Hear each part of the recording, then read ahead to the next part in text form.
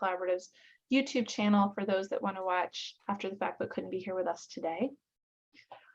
We are very excited to present support considerations for AAC users with complex vision needs. Couple of quick reminders. We are very thankful for our funders on this project, the WITH Foundation. They're the ones that made all of this possible, including your CEUs. Just a couple of very brief announcements, and then Tana will take over with her presentation and case study, and then we'll wrap everything up today. That format, as a reminder, Tana's going to give us some great best practices in the general area. She's going to lead us through the case study as well.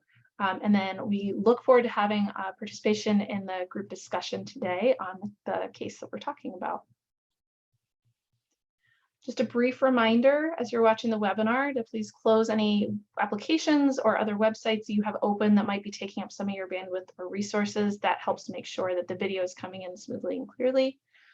We are going to have some Q&A time throughout and after the presentation, but feel free to drop any questions in during the chat as well. We do appreciate being muted during the presentation unless you have a pressing question. Tana's offered to respond as needed.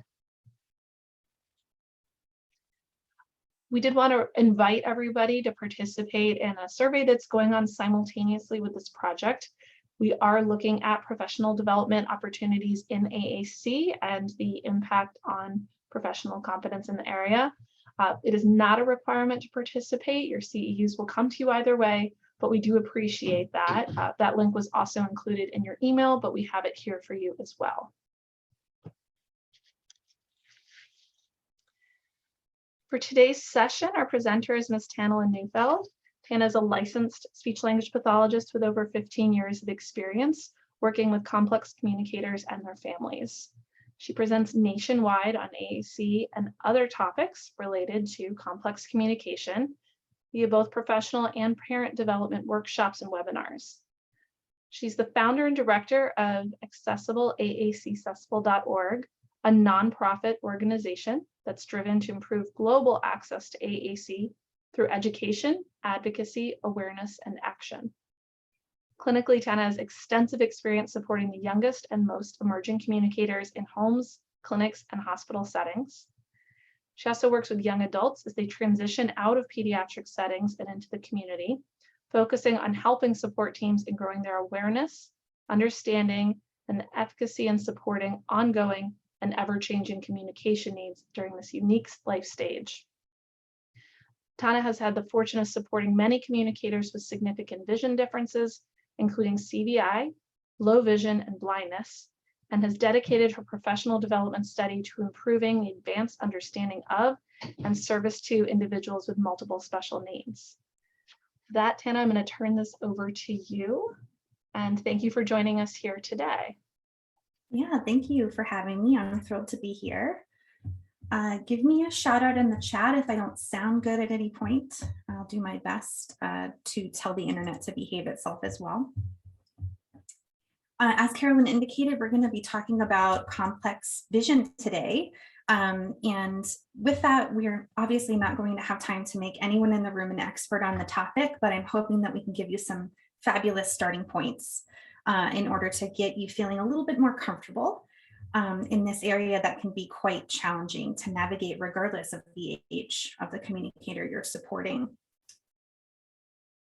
So you just got my incredibly long bio. I didn't realize how long it was until you read it. So I'm a little embarrassed, but also relieved because you said everything on this slide that I do not need to repeat. But if you're interested in connecting with me, you can see everything I'm involved in here on this slide. You can link up with me in social media if that's your jam and what you enjoy doing. And I'll try to touch on some disclosures here as well.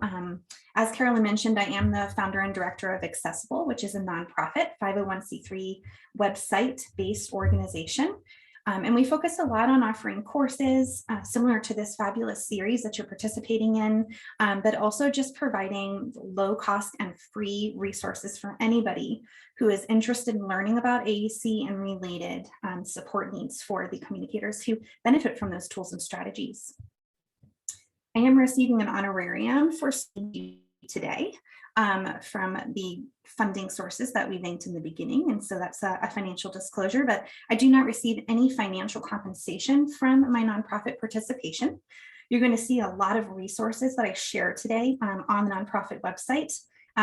Pretty much all of them are free. So I'm obviously not going to get paid for those, but I don't get paid for anything that you buy through the website either. So hopefully you find what we share today useful and also accessible for you. And you can link to those resources throughout the presentation today. My main full-time job right now, I did a bit of a career shift and I'm working mostly as a product manager for assistive technology. So you'll see that disclosure here, and I do receive a salary from Goalie. I will not be talking about anything related to Goalie today because it's not relevant to our topic at hand.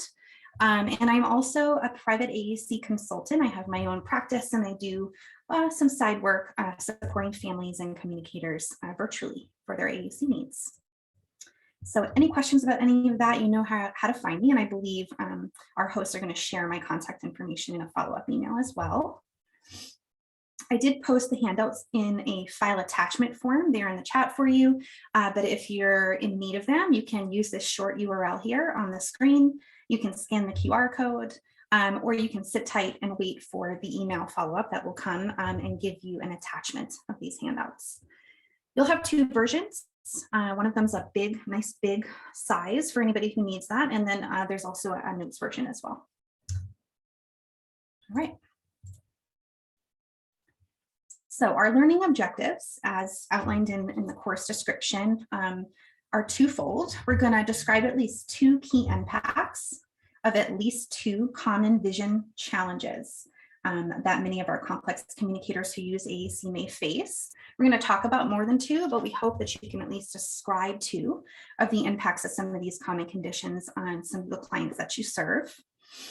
We're also going to discuss some very basic assessment and intervention considerations that you would keep in mind as you're working with either existing AAC users in your populations or users that still, unfortunately, likely may be coming to you without an AAC system, even at an adult age. So I want to pause here just for a moment and ask anyone in the audience to share who is on your mind this morning. Of course, no names, but what's that client or that challenge or that vision-related question that you are coming to this training with? And maybe there's more than one. Please take a moment, pop some of your conundrums into the chat so we can keep them in mind as we're walking through the content today. And as you're thinking and sharing there, I'll give you a little bit of my plan. My plan is really to give you an overview of visual impairments in general. So you might feel a little bit like you're in an eye doctor's appointment at the first part of today's session, but I think it's very important to have a basic understanding of some of these terms and conditions that you may see flying through your charts and maybe even have some superficial understanding of. So we're going to spend a little time there. With that, we're going to use our lens of our adults with complex communication needs to focus us in. So we're not going to talk about vision-related differences that are not really going to trip you up as much with this population, although those also may exist. We're going to spend a lot more time focusing on visual impairment with the lens of a complex communicator. And we're going to, in that lens, consider what are some of the strategies that we might think about.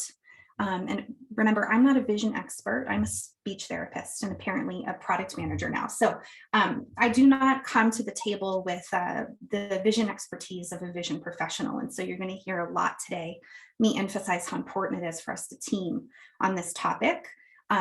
This is not a prescriptive training. This is not for you to say, let's take all of these strategies and apply them to every person on your caseload that has vision challenges. We all know these profiles are unique, and vision is probably perhaps even more unique than many of the other concomitant issues that some of our clients might present with. So we'll give general considerations to support AAC use, and then of course we're going to talk through our questions and our case study. So I just want to pop over here. Christina is sharing a 9-year-old with CP and CVI who uses a wheelchair. Great. I may call on you later, Christina, if you're still here. Keep thinking about those clients you have in mind, or maybe just general questions that you have in mind today that brought you here. I really love to tailor what we talk about to what is burning in your mind and not just what I planned in my lesson today. Teaming with vision specialists, especially when there are few in the local area. Yes, absolutely. I just read a startling statistic that it's CVI related, but apparently there's only 2 programs in the country that require their teachers for the visually impaired to be trained in cortical visual impairment, which is startling. So I agree with you. I've encountered that challenge. I work most of my time with pediatric populations, but I think that the challenge gets even harder when children move out of pediatric settings and into transitional and adult settings. It doesn't get easier. There isn't more vision support at those ages. There's perhaps even less appropriate service. I put a couple links here for ways to connect with mentorship. One of the biggest pieces I will give for you to take away today is there's a lot of people out there who are doing great work with AAC communicators with complex vision, and I'm sure they would be more than happy to chat with you about the challenges that you're having. We're a generous community, us AAC folks, and I think that we really love it when new professionals are trying to build their confidence and their competence by not only attending trainings like this, but just connecting and networking with those who have been in the trenches and have kind of explored and experienced things that one single training can never give you. So I've offered some mentoring resources here. We have a lot of places where you can connect with mentors in your area, or you can connect with a virtual mentor that's not in your area, but I highly suggest that as an option to continue your learning beyond today. All right, so you probably already know, because you're here, that vision and complex communication needs are highly connected. I pulled some statistics just because I think that's how you start these things most of the time. And really what we know is most of our adults with developmental disabilities, right, have emerged with vision challenges early in their life. And so you'll see some statistics here that are child-based that span into adulthood. And many of the vision challenges that complex communicators with developmental disabilities face are permanent in nature. So although a lot of our statistics and our information around things like cerebral visual impairment are rooted in childhood, I think it's very important to realize that this population has these conditions or is diagnosed perhaps in childhood, but they are lifelong. And many of the impacts are going to then being lifelong. However, they may vary across the lifespan. And so when you receive a client with complex needs that has residual vision impairment, it may look very different than it did when they were pediatric, but it is still present and important for you to understand kind of that developmental trajectory and realize that these statistics still apply true to adults in this population. So here we can see between 40 to 75% of children and adults with developmental delays and cerebral palsy have some sort of visual impairment. Between 75 and 90% of children with severe or profound cognitive disabilities have known visual impairment. I think what's even more difficult to swallow here is, in my experience with pediatrics and with young adults, many visual impairments in these populations go undetected or misdiagnosed. So this is just the known statistics of known disability in vision that we have for this population.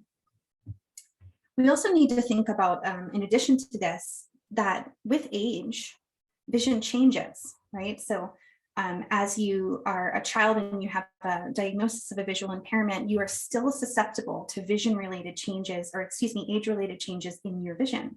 So these are things like presbyopia, which if anybody's over the age of 40 in the room, may be starting to experience a bit of that challenge where you need a longer go-go gadget arm in order to read what is in front of you. But those types of situations are still they're commonplace in our adult patients who have existing visual impairments from birth. And then we also need to think about some of the medications that our adult patients are taking that also impact vision. So a lot of muscle relaxers that may be helpful for relaxing the body for an individual with cerebral palsy is also going to relax the eye muscles. A lot of these anti-seizure medications are fatiguing and drowsy inducing. And so we may have a fatigue situation on top of vision impairment. A lot of them are drying, and dry eyes can exacerbate vision impairment. So thinking about these age-related and medication changes on top of what may be existing at birth is an important thing to keep in your mind today as well. I forgot one thing on my bio. It's like the most important thing probably that you didn't mention. So I am a person with a vision impairment. Just to give you perspective as I present today, I may show signs of that vision impairment. But just for the sake of experience, I will like to show you here what it looks like on my side to present to you. I'm going to change my screen share really quick. Maybe. So I have a condition known as Stargardt's macular dystrophy. We're going to talk through some vision impairment terms today. Can you guys see that mess that is my screen? Yes, okay, good. So this is what my mission control looks like today as I present to you. So I'm using a screen magnification program that's built into my computer. And with my condition, I have what is called low vision.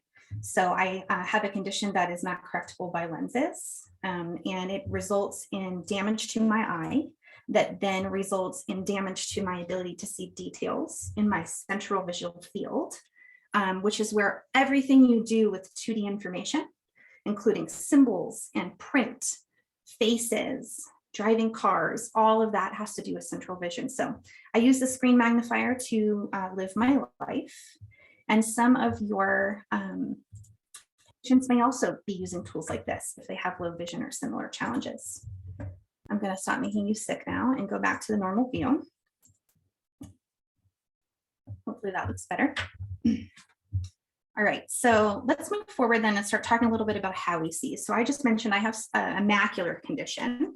So the macula is in the back of the eye here.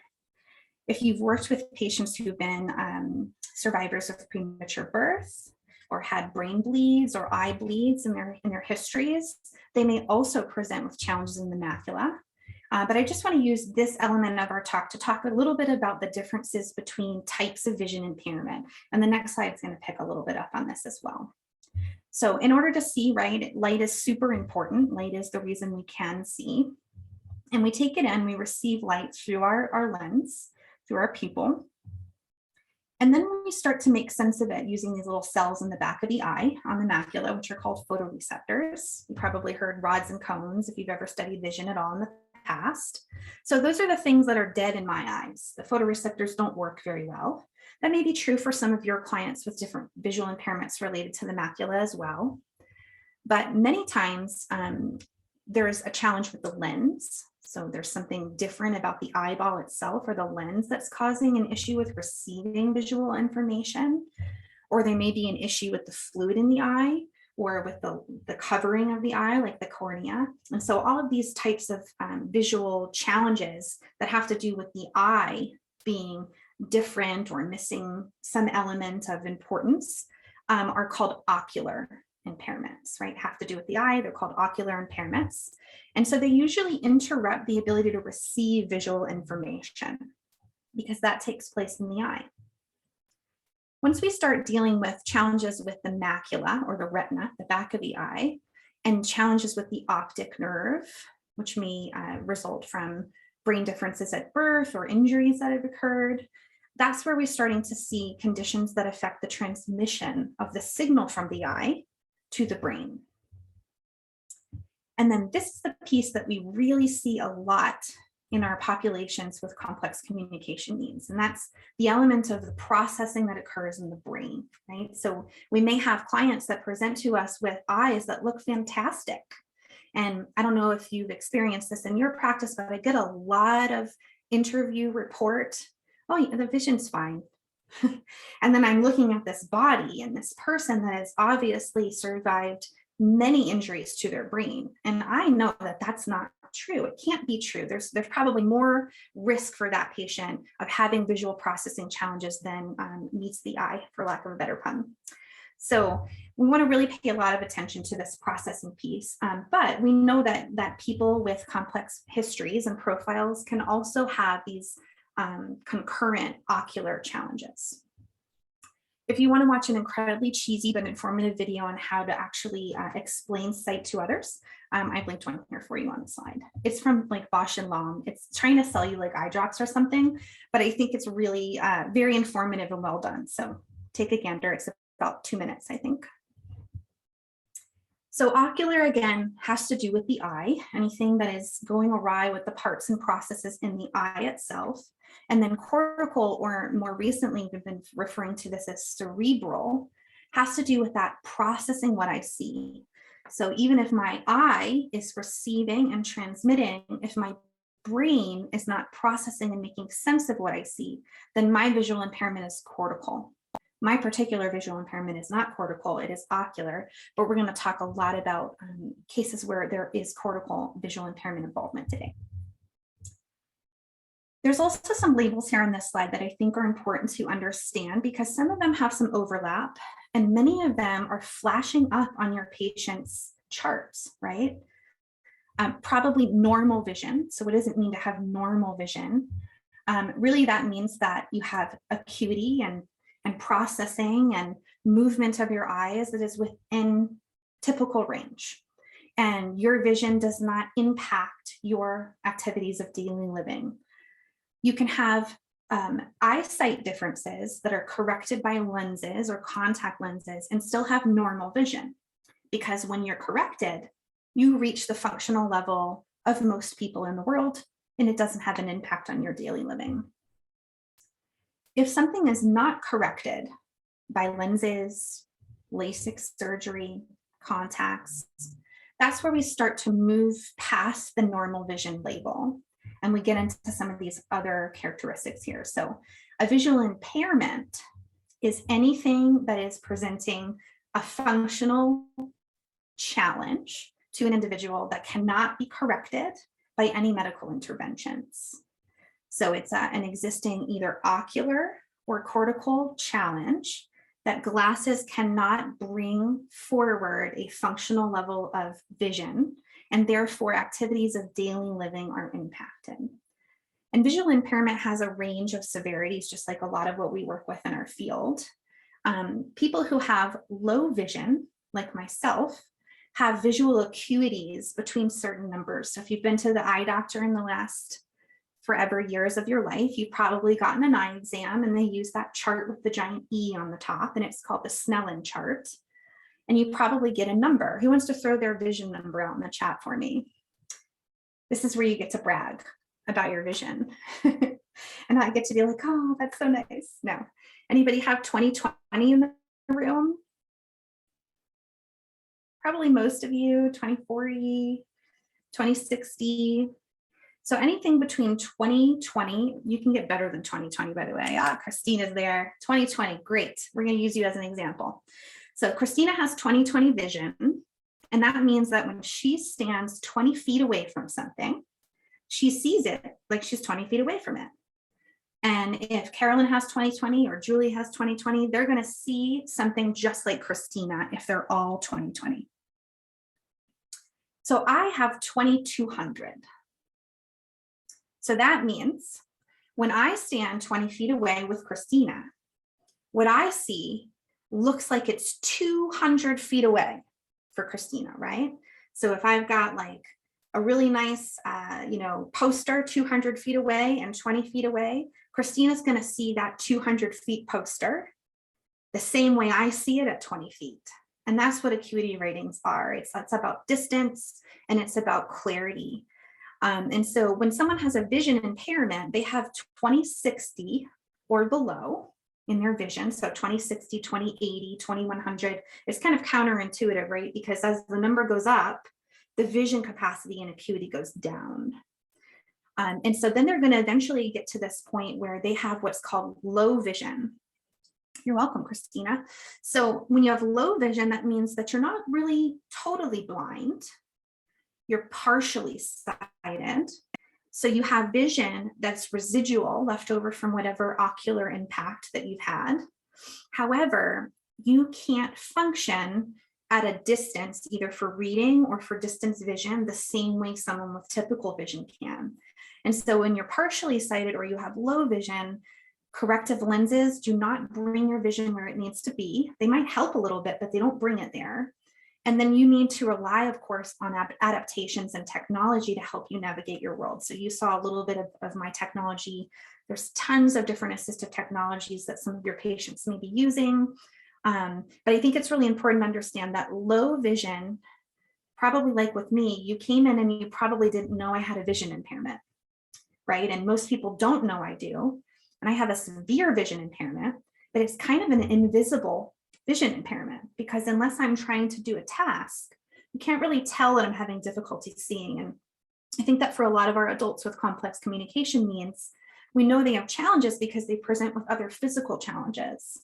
Sometimes the vision, though, remains invisible, and it can be really difficult to understand how differences in their behavior and their function might be related to vision-related challenges and not to other things that are going on with them. And so then in turn, they may get overlooked or misdiagnosed. And then we have other terms here, legal blindness. So legal blindness, you might see this a lot coming through charts, and that really means that it's a person with low vision who has a visual acuity of 2200 or worse. So that's me, I'm legally blind. There's also people who see far less than me who are legally blind. And it's a way to get services and support through most government agencies. So you'll see that legal blindness used, but it really means the same thing as low vision, partially sighted. It's just kind of a technical term. And then of course, blindness, most of us are aware of what that is and what it looks like in behavior and in function. We're not going to talk about blindness in AAC today. We're only going to talk about visual impairment in AAC today. So you'll have to go to a different course on blindness because I'm not prepared to talk to you about that. I put a little handout here that you can link to if you'd like to read a little bit more closely or download it. And really what I put this here for is because when we're working with individuals with complex communication needs, we need to be aware of functional vision. So we aren't just looking at the Tannalyn 20/20 acuity. Acuity is only one piece of vision. There's a lot that goes into vision, and we just kind of reviewed that on that prior slide, right? So this visual really talks nicely about these elements that we need to consider and understand to some degree as AAC professionals. And then we're going to rely heavily on our vision team to help us dig deeper in these areas when it's relevant. So you can see here at the top, number one is eyesight.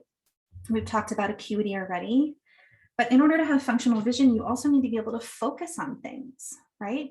Eye focusing. So how can I fixate on something? How can I locate it? How can I keep that clarity in my vision when I'm going from near to far?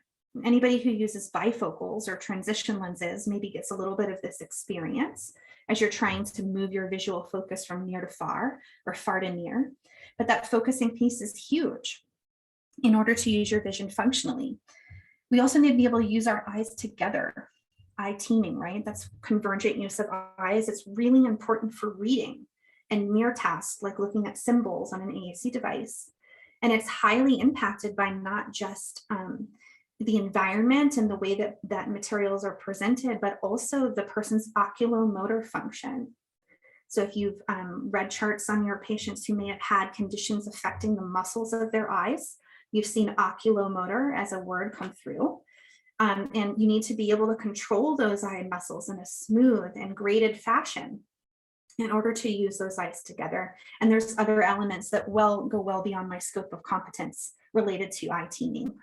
But just keep that in mind as an important element to look for. And of course, then tracking is part of that as well. So the ability to fixate on something and follow it is super important, even for reading, even for scanning on an AAC device, right? How important is it to be able to fixate on a visual target if you're using automatic scanning on an AAC device, and to be able to track that scan across the screen in a smooth way that doesn't require a lot of effort and fatigue you. Last bullet here is that visual perception, and that's where we're starting to talk more about the cortical or the cerebral piece of vision. So one thing that you can do for your patients with complex communication needs and complex vision, either suspected or known, is make sure that they've had a functional vision assessment. These are really common for pediatrics. They're still relevant for adults and teens, because if the person in front of you is not using their vision, or if you have suspicions of vision being impactful on their AAC success, a functional vision assessment may be really helpful in identifying where in this chain of the aspects of vision is this person struggling, and how do we support that? Maybe we can't cure it or fix it with a medical fix, but how do we adapt our environment and our materials? How do we adapt our style in order to support that need so that we can see more success in these areas that we've been working toward in communication? So the very first strategy that we've already started on today in getting you feeling better about AAC with your adults with vision challenges is that you need to learn about it. You need to know what these terms mean, and when they come through the charts and when you hear them in your interviews, it really behooves you to go dig deeper. It doesn't mean that you get a Google MD in vision impairment and you go start diagnosing. Like, you're not going to be able to do that. But if you're not aware, then when you're looking at your patients, you're not going to have a vision lens on. And then you may be addressing challenges you're facing in communication goals without the right knowledge and skills in your toolbox, right? Because I don't know, what is that? I mix metaphors all the time, but it's like if you have a hammer, everything's a nail. Is that the metaphor? Did I get it right? Okay, whew, I'm on a roll today. So, if you have a hammer, everything's a nail. The hat that you're wearing and the lens you're looking through is really going to determine your approach. And it's important to change your hats once in a while. And I want you to encourage you to put the vision hat on once in a while when you're looking at these challenges you're having with your clients. I see a question come through here. I'm going to take a breather and see. I've heard that blind low vision communities prefer those labels and not vision impaired. Is there a general, Is there a general phrase or term we should default to when talking about this population? I have no idea. I talk to people and I say I have a vision impairment. I also tell people I have a vision disability. I think it's very individualized. So you might ask somebody that you're working with how they would prefer that you refer to it. If anybody else has experience or opinions in the room, go for it. I think this is a tomato thing, and it's really personal to individuals. So I'm not sure I know the answer to that. So one of the ways to keep learning about visual impairment, of course, is that you're going to try to look at your charts and at your cases with this hat on your head. So when you're looking through histories, thinking about what puts people at risk for vision impairment. If you've worked in the field and learned at all about cerebral visual impairment or cortical visual impairment, you know that anybody who's had a brain injury of any kind, anywhere, at any time, is at risk for this challenge. And so if I have a case come through and it's a person with cerebral palsy or hypoxia or hydrocephalus in their history or genetic differences, you name it, there's tons and tons of medical diagnoses that should be raising flags for you to say, I don't really know much about this individual's vision, but they've got history here that's shown me that something could have been awry in their vision. Maybe I'm going to dig a little bit deeper, team a little bit more with the doctors, talk a little bit more with the family about vision history. You could very well be the first person who's dug that deep about vision for this 25-year-old patient. And it's a sad reality, but it can be true for some of these people. So looking through your chart is one way to continue learning, and then you're going to connect with your vision experts. And I know they're hard to come by. We'll talk a little bit about who they are and some strategies for connecting with them when they don't live in your backyard or work on your team with you. And there's a lot of online resources. Vision's becoming a very hot topic in the AAC field because we're realizing it's impacting a lot more of our communicators than perhaps we understood before. So I've linked here a resource on the Accessible website where we curate the wonderful stuff that vision experts are doing all over the internet. There's courses, there's free resources, there's blogs, there's all kinds of stuff. And you can just click right here on this link and see this dynamic resource as we add to it. So let's talk a little bit about those vision challenges that are more often to appear in our populations with complex communication needs. I'm not going to go into great detail on the first two because I want to spend more time on the last one. But many of our complex communicators are at risk for eye movement disorders or oculomotor disorders. These include things like strabismus and nystagmus, and I've defined those here for you. So these challenges, more often than not, will be addressed in childhood. They may be given lenses. Many of your clients may have experienced patching in the past to correct challenges with eye movement. They may be taking medications or have had surgeries. And with strabismus, many of our clients may appear in adulthood with resolved strabismus and may go away and you may not see it anymore. But if they haven't had strabismus corrected, there will be some lingering vision challenges related to strabismus. And you can see that here, things like reduced depth perception, blurry vision, which is like really broad term, but as the name suggests, that's going to impact a person's ability to connect with print, with symbol-based AAC, right? It's going to fatigue them, cause eye strain, cause headache. So when we have people who have unresolved strabismus and related vision challenges that remain, we may see visual fatigue showing itself in behavior. They may not be as visually attentive as the task goes on.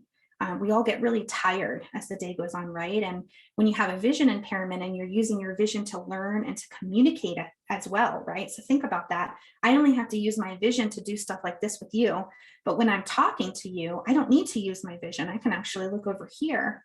But if I'm an AAC user, I'm using my vision even more throughout my day. There really is no time when I can't use it. And so visual fatigue may definitely be present in many of these people, and you may see that behaviorally if they do not have strong AAC use, or if their ability to use their AAC fluctuates for other reasons. Nystagmus is something that is lifelong. It can be corrected in some individuals, but congenital nystagmus is often lingering throughout the lifetime. And so this may be a movement disorder that you see more often in your clients.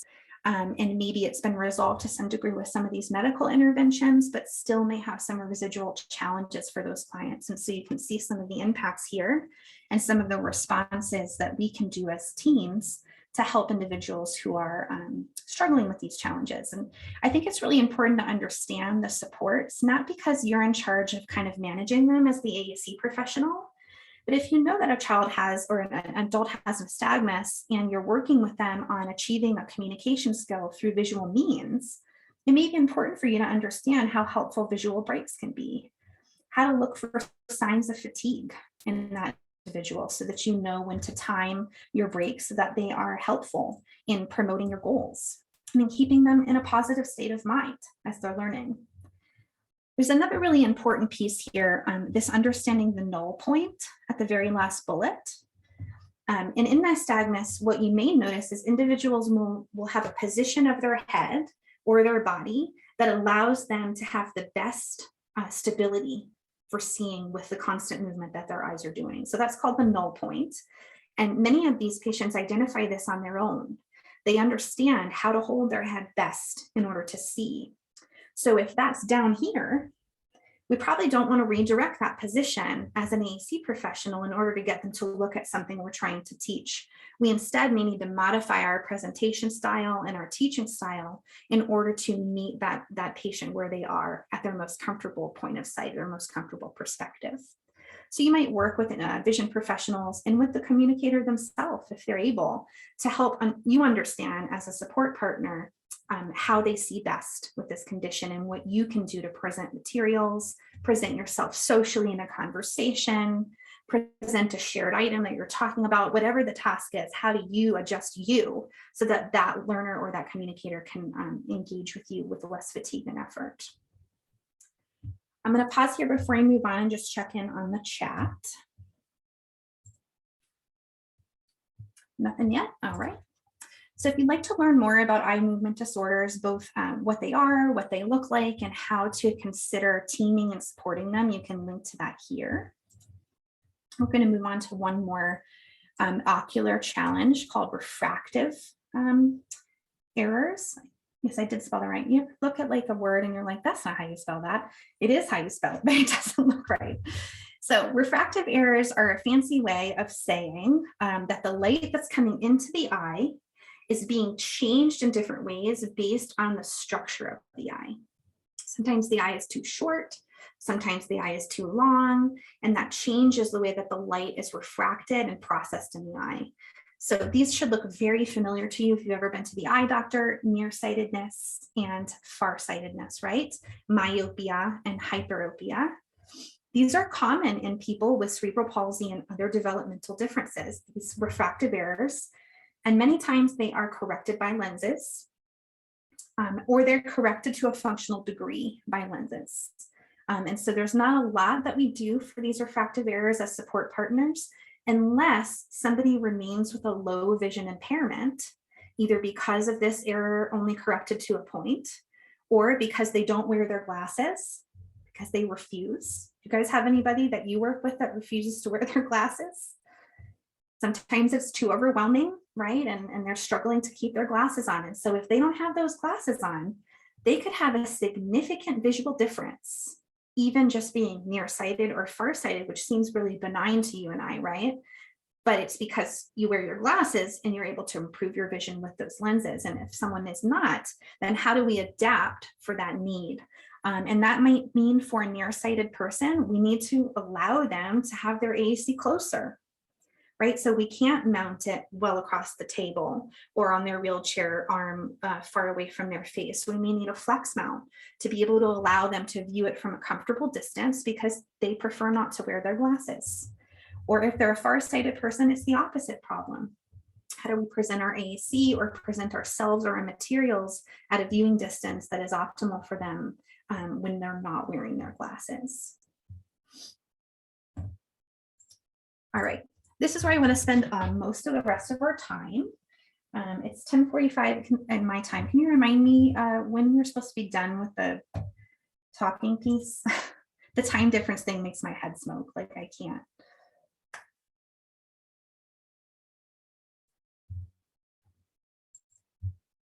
I can't hear you guys if you're talking.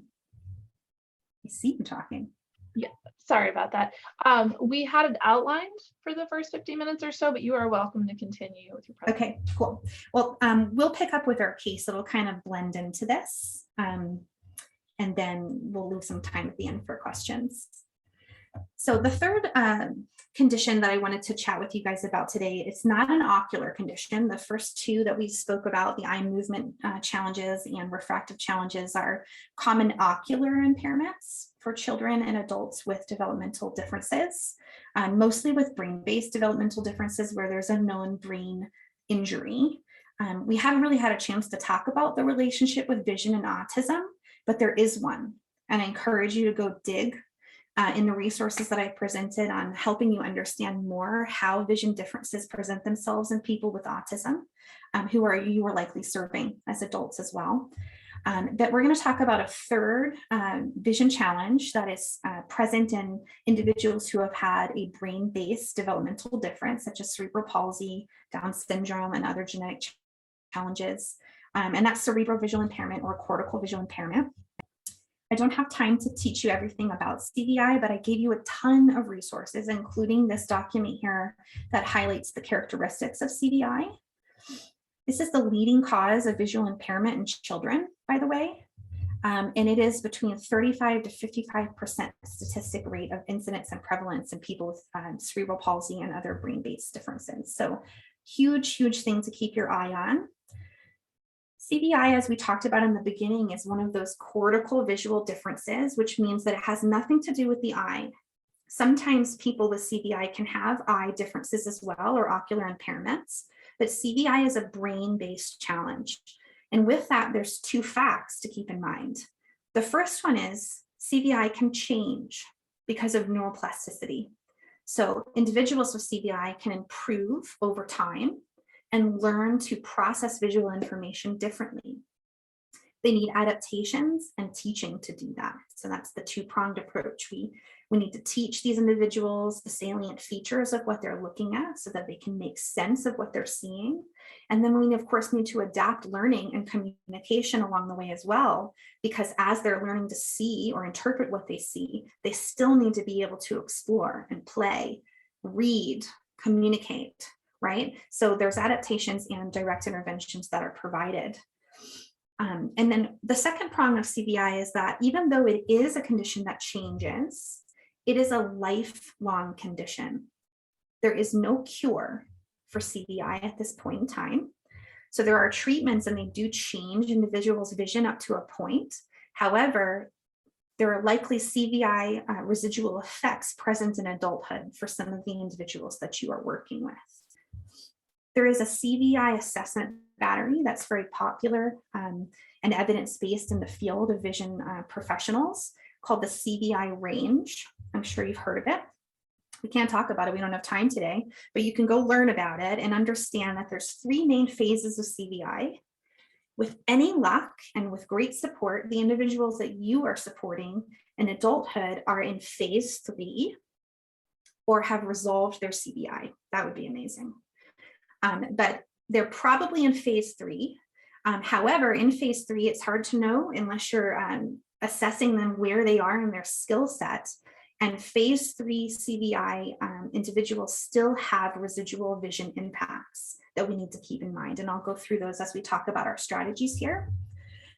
But this resource can help you with characteristics. There's also a lot of resources in the slides earlier to link up with in-depth training on CVI. But a little caveat, it will all be focused on children. Every last bit of it is about kids. And I know that that's really discouraging as an adult practitioner, but the information is still valid, especially if you're working with individuals who are older, who are still struggling to establish robust communication with AAC. I strongly encourage you to think about potential CVI as a contributing factor to those challenges. Not that it's going to be the only answer as to why that individual is still challenged, but it may be a very important thing to consider that perhaps hasn't been appropriately addressed in their tools or their teaching up to that point. So when we're thinking about CVI specifically, any vision impairment, but most importantly CVI, because that's where I want to spend the rest of our time, we have to collaborate because we just don't understand enough as AAC professionals who are not trained in this area. So I've offered you a support here to help you understand who are vision people and what do they do and why are there so many of them and which ones do what and why does this one do the same thing as that one? So all those answers that you probably have, I've tried to kind of summarize them here. But I think my main takeaway here for you is that it's going to take some digging sometimes to find the person on the team that knows a little bit more than you do about vision. More often than not, if there's no vision experts on the team, the OT is a good start. OTs get training in this a lot more than we do as SLPs. And so I would start with an occupational therapist. And if you can't find one that's on the current caseload, you might collaborate with one that you work closely within the facility that you're at and get that person's eyes and ears on your situation. If you're lucky enough to have vision experts on the team, you probably won't get very far with the doctors. You're probably going to get a little bit further with some of the rehab professionals that are well-versed in vision challenges. And so these may be people like low vision experts, if this person has low vision, or more often than not, they're going to be rehab professionals like an OT or educators, like a teacher of the visually impaired, who have had extra training in the field of cortical visual impairment. So that would be my second attempt at collaboration, is going straight to those individuals and asking them to collaborate with you on your client's challenges. I also think that once you've learned a little bit more about these vision challenges, you're observing, interviewing, or reviewing charts, again, just keeping vision in mind. What am I looking for red flags? What am I looking for in behavior that could tip me off to some vision challenges that we may be able to compensate for in the way that we're presenting AAC or presenting experiences within which this individual is using their AAC? And then through collaboration and through trial and error, honestly, you can apply some of these general strategies to helping you adapt the environment and the materials that you're working with your clients. Remembering that we really need to think not just about the AAC system, but we need to think about the environment.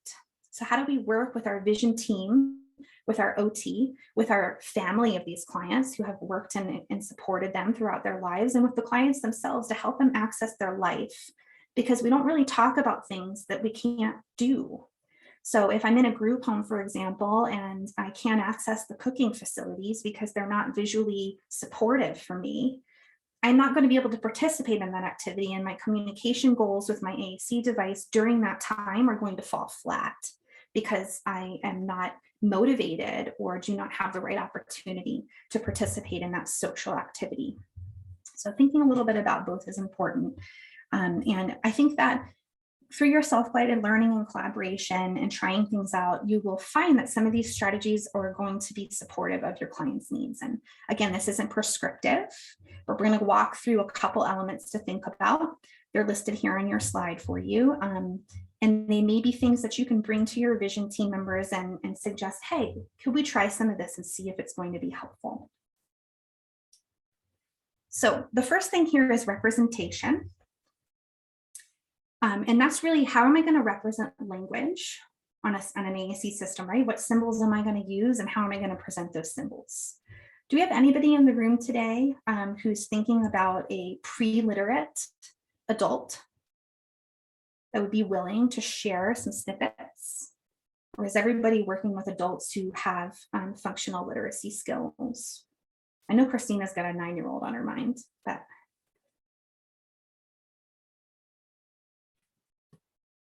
keep an eye on it, but I'll move forward. So representation is huge when it comes to CVI, and it depends on where individuals fall in that range. So there's phase 1, 2, and 3. And where that person is on that range is going to be highly indicative of what they're able to recognize visually. Remember, this isn't a cognitive thing. This isn't a hierarchy of symbols because of cognitive function. This is a hierarchy of symbols because of visual function. And we know through CVI research that real objects are easier for individuals with CVI in the earlier phases to recognize and interpret, especially if they're familiar to that person. Photographs, especially photographs that are simple and not complex, are then a little bit harder. Colored drawings, like drawings that have color context and color anchors, are easier than black or white drawings. And so there's a bit of this hierarchy to consider if you've got an individual who is pre-literate, who is still using a symbol-based AAC system and is struggling to use it well, to really absorb that robust nature of the system. You may think about, are these represented in a way that this person can visually recognize and interpret? Or do we need to use some of these principles of color or salient features in order to help represent this language differently? I put a link here to the 2D symbol assessment developed by Matt, I can't never say his name, I think it's Tietjin, but he's got a cool assessment for children, but would still be relevant for anyone that you're suspecting that's perhaps at an early phase of CVI in adulthood, that you just want to tease out what is the visual representation that this person is able to understand the best. So you can link to that resource if you're interested. Beside representation, we also want to consider light. Light is huge with vision impairment, regardless of cerebral or ocular involvement. A lot of our adults do better with backlighting. So you can see here in this image, the difference between a 2-dimensional communication board and the same thing presented on a tablet. Do you see how that imagery is popping out of the back?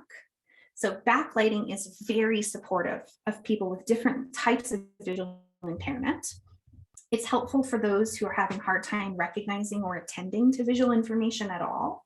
The lighting can often orient them to what it is that you want them to look at.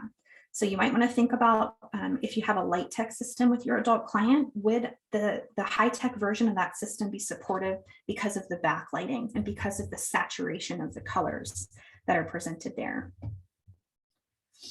You also need to think about glare for people with vision impairment, and glare comes from a lot of sources, right? When you're using a high-tech device, those overhead lights are providing a ton of glare. If you're using laminate, ton of glare. So be mindful of how to reduce glare. And I think this is like a universal strategy. So light and glare, I'd say no matter what vision impairment's going on, if your TVI is nowhere to be found and you need to try something, try these two things. Try to give light and try to reduce glare. You can reduce glare by positioning things in different places, making sure that you're doing a little bit of this glare check, like when you're in your wheelchair and your device is there and we're in this room, what does it look like when I do this? What does it look like when I do that? And if you need to, use some of these glare reducing films on your high-tech devices, turn off overhead lights, put task lighting onto the screen so that it's not competing with the overhead light. Change the mount, and the way that it's positioned, right? So there's a lot of different ways, sometimes even just moving the communicator, asking them to move in a different direction so that that overhead light is not right on their screen can be helpful. If you're using laminate, you might consider using non-glare or matte finish laminate, which I've linked for you here. And this could be not just for AAC, but for schedules throughout the facility you're at, for any materials that you're working with in activities, all that stuff. If you have it already made, you can use this matte finish spray. It's like a spray paint that takes the glare off of laminate. It's kind of like a retrofitting option. Outside of glare, we also want to think about feedback. So if we have an individual with visual impairment that responds well to light as a cue, we can use light-related feedback, such as a highlight over cells when they're pressed. Or if this person is a scanner or practicing or learning to use scanning, we might use that light feature as a way to help them fixate and follow if they have challenges with those skills on their AAC system. Color is another huge one to consider with all visual impairments, but really, really important for cortical visual impairment. And even people who are advanced in their phase, in phase 3, we're working through those last few steps in the range, can be reliant on color for information, especially when there's new things that they have to see, new words, new materials. And you can use color in a lot of ways. This is probably the most popular way you see color being used in symbols, which is this high contrast, highly saturated, bright colors. But please know that this is not the prescription for every person with CVI or vision impairment.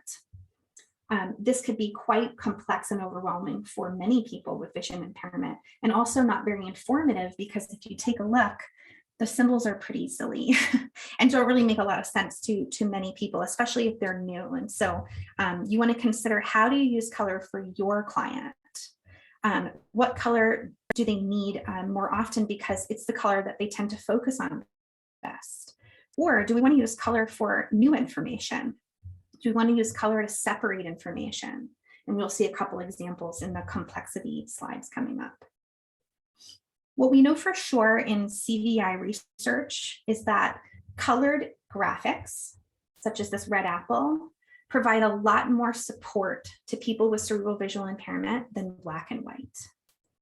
And so again, if you were going to try to throw like something at the wall and see if it sticks, make sure you're using color that's contextualized color for someone who you suspect may still be struggling with cerebrovisual involvement, but maybe isn't at that stage where they need everything to be a photograph. And that'll make more sense if you have more training in CVI as well. You'll know what I mean by that. I put here another tool that you can link to. It's the AAC and CVI range. AAC and CVI matrix that can be used to help you identify some of these ways to modify AAC or identify AAC based on the needs of your patient with CVI. So you can click to that link to that resource. We also want to think about complexity. And there's a lot of different ways that things can be complex for individuals with vision impairment of all kinds. You can see this kitchen is a hot mess at the top, a little better on the bottom.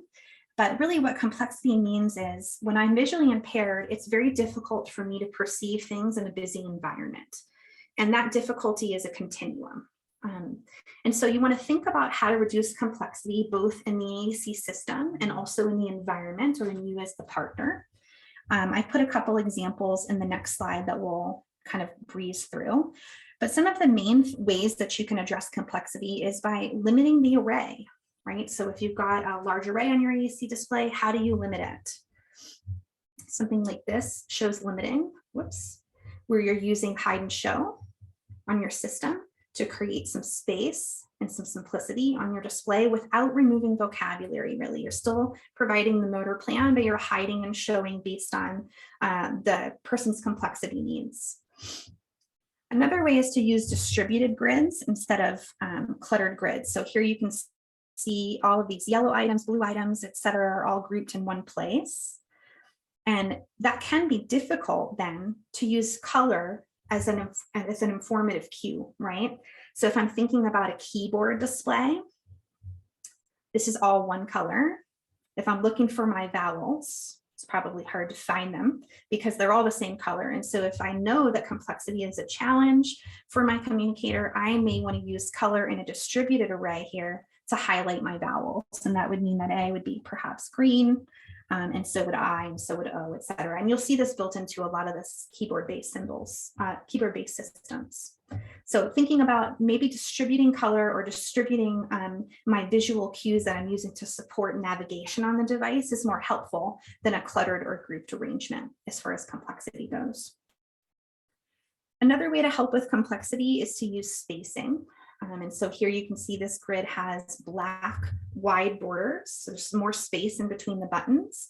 And that means that someone who has trouble with fixating and following, who has trouble with eye teaming, who may have trouble with maintaining focus because they perhaps have nystagmus and they have challenges with blurred vision and coming in and out, having these dividing lines either through a keyboard, a key guard, or through settings in your system can be really helpful in reducing complexity for someone who is able to manage this large of an array. Another way to reduce complexity really is to allow your communicators to get as close as they need to what they're trying to see. So there's a couple of reasons why someone might hold their device right here. It could be because their acuity is low.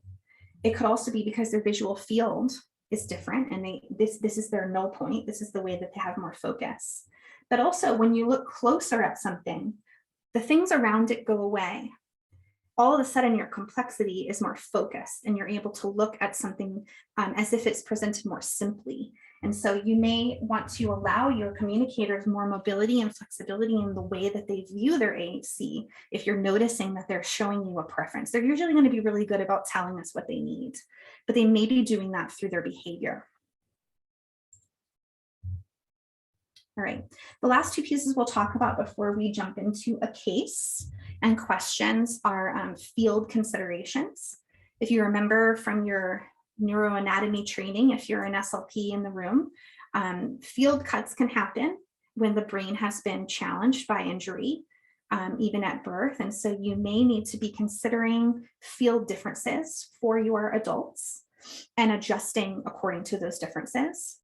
Most of the time, it's going to be recognizing that preference, as we talked about before, making sure that the positioning of the AAC equipment is supportive of that person's visual field, their desire for viewing distance, and also supportive of their health. So a lot of the times when we mount our AAC systems, if we don't consider vision or we don't consider flexibility for vision needs, we might get communicators in very strange positions for long periods of time, which is impactful on their body, right? You can see this individual up at the top here is looking straight down at his stuff on the table. I have a headache just looking at him doing that. Like I can imagine if he did that all day long. That's how I went through high school, by the way, because I had no assistive technology. So I was just like at my desk like this. It's very taxing on the body. And it's very difficult to learn new things for very long in this position. So if you contrast it to using something simple, like a little easel, right? All of a sudden now we've got posture is better. Maybe it even needs to be up on a monitor riser so that that person can view it as close as they want to, but they can still be in a neutral alignment. Because now all of a sudden I can socialize better with everybody. I can manage my saliva better because I'm not down here on the table. I don't have as much physical fatigue, but I can still view what I need to at the distance that I need it. So think a lot about position. This is really wonderful how this partner is holding the system, but that's not sustainable. You're not going to be with that communicator all day long. So you can't hold it exactly where he needs it. You need to have mounting solutions and supports in place for different positions that allow that communicator, in this case, to access with his mouth wand. But for some individuals, it'll be to see their device clearly. And I can tell by the way that this has a wide black border around the labels that this individual needs vision support with their AAC.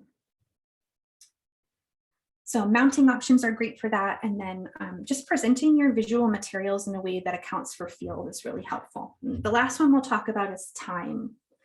Regardless of the vision challenge your client is presenting with, they're likely going to need you to wait for them to respond, and they're going to need you to allow them to take breaks. And this is incredibly true with cerebral visual impairment, because we know that there's a visual latency element to this impairment where someone may look like they're not responding to visual stimuli at all at first. And it may take time for them to recognize and interpret and then respond to what you're presenting to them. We also know that all of these conditions are very fatiguing, and that vision fluctuates during the day based on fatigue. And so providing those breaks is going to be really important. I'm going to pause here, just see if there's any questions. I feel like we have a little under 20 minutes to do a case. Is that true? Yeah. Does anybody have a case they want to talk about, or should we talk about mine? I have a question. Sure. You went through a lot of great accommodations and distributed displays and spacing and positioning and all of those things. And I've definitely worked with clients where we've had functional vision assessments that were completed before they came, and all of that information was handed to us with a big bow on top. It's a glorious thing. For those of us who do not work on those types of teams and in those settings, I was wondering how you approach that when assessing for AAC systems, if you have kind of an order of operations that you might look at those tasks in order to kind of limit the number of trials that you're doing with your clients. Absolutely. So unfortunately, when you're left to your own devices, you have to do something, right? Like we can't just sit around and wait for the TVI to magically appear in your region. And so I think that's where that informed trial and error really becomes important. I think depending on what my client is presenting with when it comes to the main vision diagnoses, that's going to determine what I try first. Most of my clients are presenting with cortical visual impairment risk of some kind. And so the first thing that I'm trying to figure out is, can you even see pictures? Like, do you even understand what a picture is yet? And in the pediatric realm, that answer is a lot of the times no. But moving through into the adult realm, usually by that time, you've got pretty strong evidence that this person is processing 2D information to some degree. And so I think what that does then is eliminate the need for any of these alternative symbol representations most of the time. And it's figuring out through interview and through observation what types of symbols seem to be successful for this individual. And then most of the time, what I found is, in addition to figuring out how the representation is best provided, most of the time it's figuring out positioning. I've worked with a lot of individuals who have systems, but they're not accessing all areas of their screen, or they're not navigating deeper into their systems because the positioning is not supportive of their vision needs or their physical needs. And so we worked a lot on trying to figure out how to work with better positions. This is very true for people who are not in wheelchairs, especially where everything is flat on the table. And really the desire or the ability to move beyond the first page in the device is not well supported when you have to work so hard to see, understand, and move through the system. So I'd say if you came to me and you had an AAC system, I would look at your use and I'd first address, are the symbols presented well in the right way? And how do we present the ones that aren't in a better way? Is the device positioned? And this is all trial and error of what happens when we put it on a slight slant, what happens when we put it straight up and down, what happens when we put it down here. And then beyond position and representation, I would say that another problem that most of the communicators with CVI that I've worked with in adulthood are having is that they are not recognizing new symbols well. And so are you working with literate individuals, Carolyn, when you have this hat on that you asked me the question with? we work across the lifespan. And so for some of our adults here, because we do serve such a wide range, some of them we know coming in, but we do also see people post-traumatic events, so traumatic brain injury or stroke, where it's a newly acquired vision injury, and we may not have that information available to us. Yeah, so this is like a huge can of worms, right? Because a pediatric client is going to have a lot more different levels of like guessing that you're going to have to do, pre-literate, versus someone who's coming in with some degree of literacy skill. So I think my short but not so great answer would be, I'm trying to figure out, are we representing things well? And if not, how do we assess and screen for representing better? I'm trying to figure out, is position well matched? And I'm trying to figure out if representation of new vocabulary is being presented in a way that's helping this person learn. And so in that regard, you might have to use some of the screening tools and kind of fly by the seat of your pants, honestly, to try to figure out, how do we represent new concepts in the best way for this individual? Because my guess is that they're coming to you and they're an adult and they're not moving forward in their AAC use. It's because they're likely not, there may be some sort of a challenge in interpreting new vocabulary. Like they're getting to that point where they're kind of stuck in what they know and what's familiar, but are not moving forward. And we know that can also happen when there's non-vision stuff too. It can be because of lack of opportunity, not enough modeling, not enough motivation to communicate in different ways. So it's a hard question, Carolyn, that I don't know that I have a strong answer for you. But I think representation, position, and the novelty of new language being presented would be the first three things I try to fumble my way through. Anybody else have any questions or cases that they have in mind?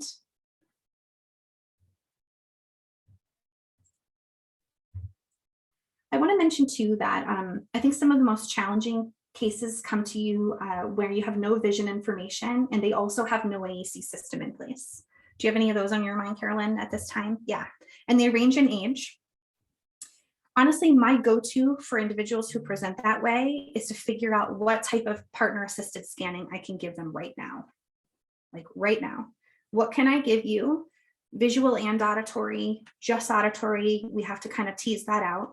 But how do we give access to an organized, predictable platform of language? And luckily, families usually have like a foot in the door here. Like they've already been doing this for however many years. They just didn't know that that's what they were doing. And so my first line of defense is, I have no TVI to help me. I have no idea what you can see. You need language. So let's get you fishing, or let's get you scanning in some way so that over time we can start learning more and more about you. Does everybody in the room know what partner assisted scanning is?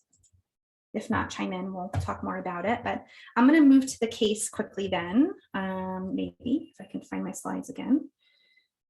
And I'll talk through some of the people I had in my mind today. First, we'll talk about William. He was a 25-year-old individual with spina bifida, and he had Arnold-Chiari malformation that resulted in a brainstem stroke. So he lost many functions, kind of a combination of developmental and acquired challenges for this individual because of this stroke, he became deaf and also had self-injurious behavior that resulted in low vision because he injured his eyes after his traumatic stroke. So when I worked with him, he was on a trach and vent. He was not able to speak verbally, but he had pre-existing literacy skills prior to his injury. And his family was supporting him in a manual wheelchair. They were pushing him around, but he was also able to ambulate by his wheelchair on his own. And his vision observations from my perspective were that he really preferred a close vision distance, a viewing distance. So he was in a manual chair. He had anything he was looking at was right here, and he probably viewed it about 2 inches away. And that was the most comfortable for him, even with enlarged print. And because he was deaf, his family was communicating with him, writing on a magnadoodle board. So they would communicate their conversation on the magnadoodle. He would read, and he would mostly use yes and no signals before we started working together. Other vision limitations that he presented with, he had some visual field challenges, and so he needed to kind of move his head in order to be able to see his full visual field. But he was able to use his hands and fingers, and he had fairly good head control. And so we really were working together to help get him a literacy-based AAC system that would help him communicate with more spontaneity, right? More generative, other than just yes, no, and really get him connecting with the world. He was quite depressed, really not very motivated to communicate about much. And so we worked a little bit on finding topics of communication interest as well, and then practicing using a literacy-based system. So we knew that we needed something with a backlight for him because he required that with his low vision. He had corneal damage, and so light was a big factor in helping him see his best. So a light tech system wasn't ideal. We decided to go with something high tech that had backlighting. We also wanted some visual feedback because he didn't have any hearing. And so I definitely wanted something that would help him either through touch or vision understand as he was typing that he was actually activating something. I also wanted to make sure that it had setting adjustments for touch because he did have some fine motor weakness. And so we needed a system that would be able to adjust for that as well. And I really wanted to make sure that we had a way for this individual to communicate more quickly with spelling. And so we knew that word prediction was definitely a necessity for him. And we needed word prediction that had adjustable text size so that it was discernible to him with his vision needs. And also storage ability because, you know, he wasn't particularly interested. As I said, he was quite depressed and not interested in communicating. So the odds that he was going to take the effort to spell something out with me wasn't going to happen in the beginning. So being able to store things to keep conversations going easily, being able to color code those so that they were easy to find was helpful for him. We also needed a flexible mount because he had a manual chair, so we couldn't put anything up in front of him that would block his ability to see where he was going in his wheelchair, and we couldn't put anything in the way of his wheels. And he also just kind of preferred to be on his lap. And so we knew we needed some sort of mount that would work sometimes on his lap, sometimes on the table, and help him be in a position that was most comfortable for him. So we wanted to do something like this table mount here rather than a wheelchair mount. And so this was an example of an individual who really didn't need a lot of modification. He came to us with literacy skills, although low motivation. He really just needed technology that was able to use a lot of the consumer accessibility things that are available to us right now outside of AAC devices, right? The ability to use backlighting and enlarge the text in the message window, to use color in order to help him navigate a little bit more quickly. I've got one more before we end. I'm also thinking about Michael, who is a 22-year-old young man with cerebral palsy and retinopathy of prematurity and also some cataracts. So he had quite a bit of visual impairment compared to my prior example. He had low vision due to damage to the back of the eye and also to the cataracts, and he had significant gross and fine motor challenges.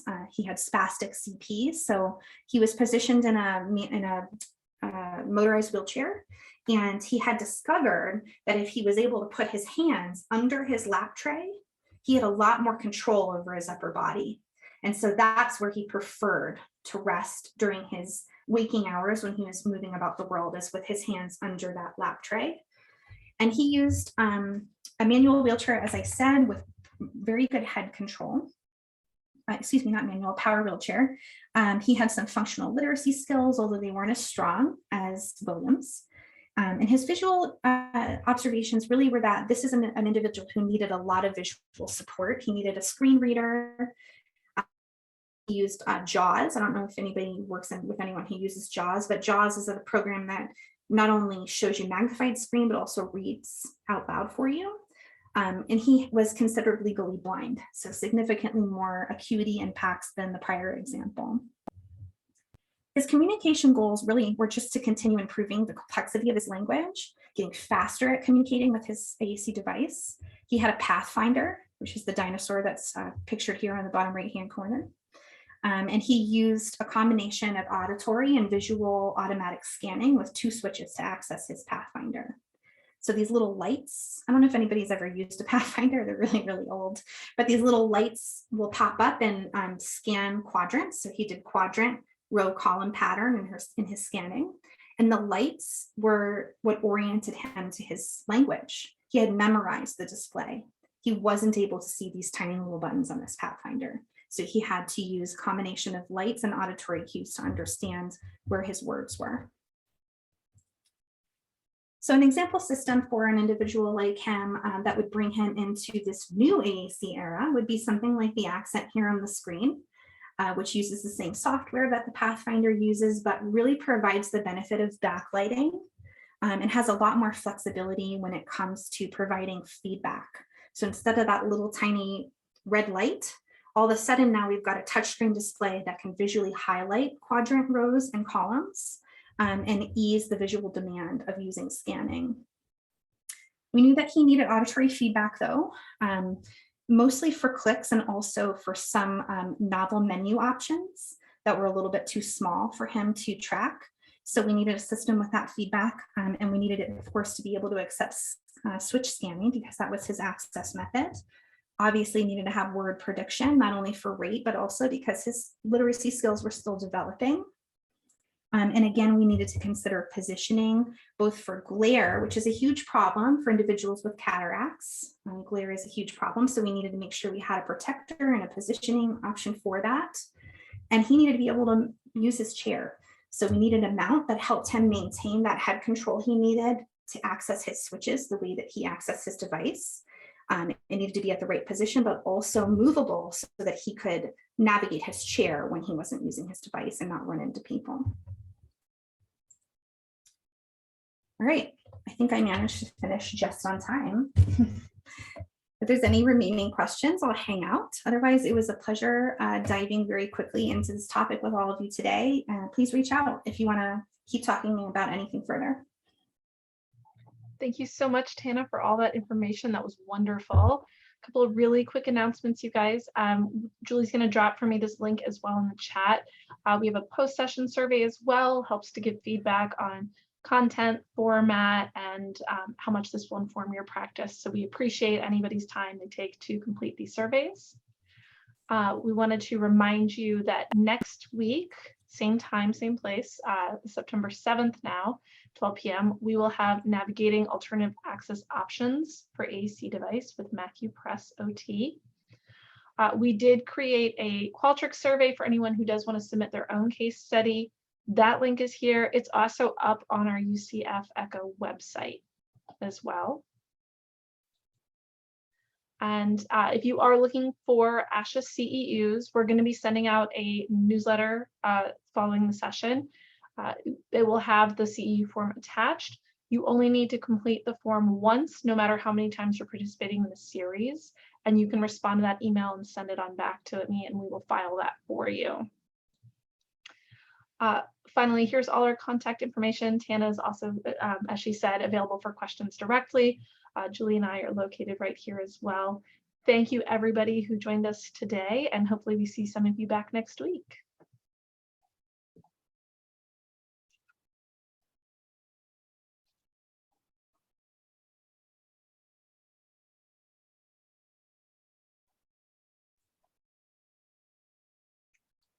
Great. Tana, if you have just a moment, I want to talk through a couple things with you. Absolutely. Thank you, everybody.